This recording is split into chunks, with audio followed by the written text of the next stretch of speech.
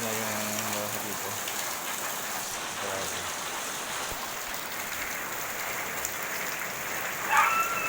Hindi na kakayaan ng gota.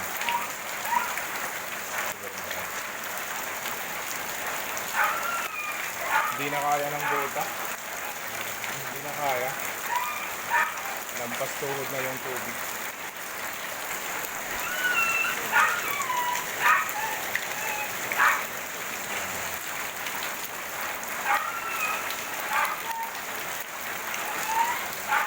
Yung bahay nila ang sinasok na.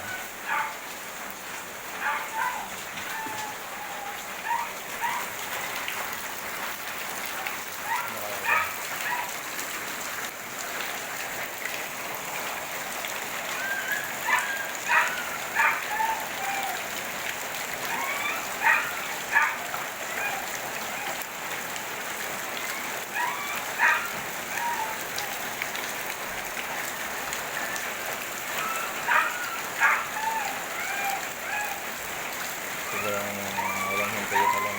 Sobrang nagpagsuhod na yung baha.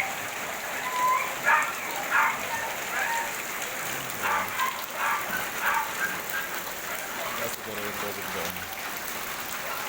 Doon ay wala kasang tubig. Mas mataas yung tubig doon. Sa may buwan. Lampas tuhod ba? Yung tubig doon? Lampas tuhod yung tubig doon? Hindi nakakayanin yung buta ko. Nagahawad na yung iba na mga gamit.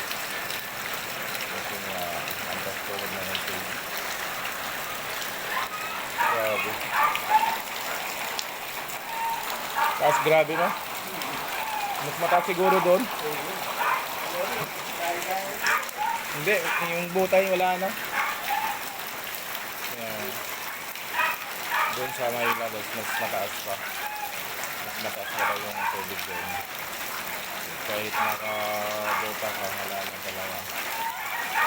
Kaya yung iba, hindi na malabas ng bahay. Yung kami ng mga bahay dito may mga sikanto. Yung mga bahay dito may mga sikal na mga third floor. Sobrang mga taas na. Ang tatay.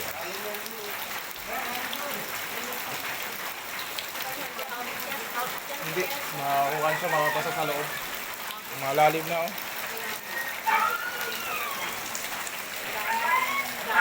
Ha? Inaakyat mo?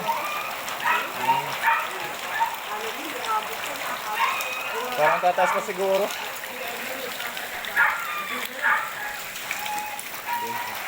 Hindi tatay oh.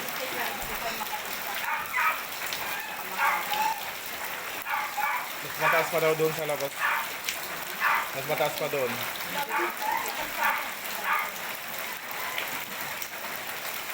Ayan, ayan. Ito yung sitwasyon naman dito sa mga walang binasarahan ko.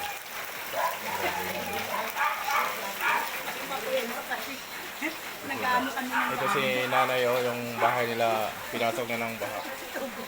Ayan natin. Mamaya saan nakarating yun, makita ng anak ko doon sa buhay. Talaga to siguro, tingnan mo boy, pasok ka doon sa loob. Halika. Baka sabihin mo, yeah, huwag ka maiyak. Ayan oh. Ayan o, hanggang kusina po sir. Ayan, ito panganay, ano to, pangalawa ko pong anak. Ah, okay. Yung panganay ko po nasa akin. Yung aquarium nila pinasok na rin ng tubig. Ay, hindi. May tubig pala sa loob. Talagang may tubig yan eh, si kuya mo. May ano po yan, may butas. Ito sir, tingnan niyo po sir. Nasaan yung underground yun ay? Ha? Underground. Saan ba yun to? Wala po. Mahirap lang ako sir eh. Binibiro Oh, lang natin diba? sa ano. Tingnan niyo sir, oh. Grabe oh. Grabe yung basa kanila oh. Tignan niyo po, Yung ang mga dami gamit kong nila. abubot. Mga Abubot gamit yan, nila sir eh. sa taas na. O, di ba? Makita yung kulang kong iklog ah, amusal sir. Ayan o, hanggang banyo po yan sir. Tignan niyo po. Grabe talaga yung tubig dito. O, tignan niyo sir, o.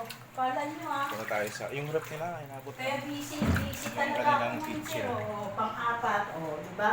Yung siya nila binasik na rin ang tubig. O, di ba? Taas niyan sir. Doon. Ilang patong po yan. Kaya pala hanggang 4th floor yung bahay niya, no? Oo. Kaya, Baka balang araw gawin daw ng anak ko itong na ano. Bariya ng sasakyan po daw sir. Ito? Hindi, sasakyan. hindi makakapasok yung mga four wheels. Kasi may maliit yung daanan. O, di ba, sir? Ito yung mga Kita niyo gamit, bahay mga ko gamit na, nila, sir, oh. ang dami abubot. Puro na sa taas kasi Oo. grabe na yung baha dito. Wala kasing tigil yung ulan. Wala. Saka Oo. nakaano siguro yung bahay. Oo, parang tataas pa siguro to kasi walang tigil yung ulan. Oh. Grabe yung kuha nila. Oh. Pati yung mga kuha nila.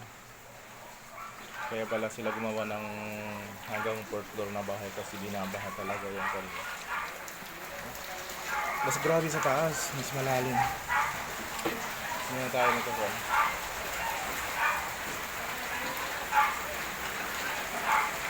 Wala kayong pasok? Mag-aaral ka pa? Ito oh. Umuulan pa, dire-diretso pa yung ulan. So, tataas pa talaga yung tubig dito. Kaya yung kawawa yung mga bahay na walang sinal flora ng tubig kasi aabutin talaga yung gawa nila.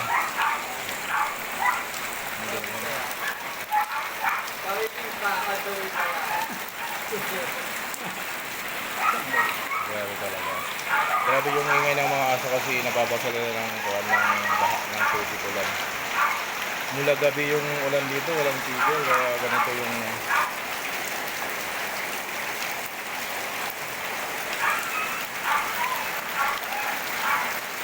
location pala natin nandito tayo sa mga Las Piñas. Dito tayo mismo sa bayan ng Las Piñas. Ito yung grabe yung sitwasyon dito sa Metro Manila.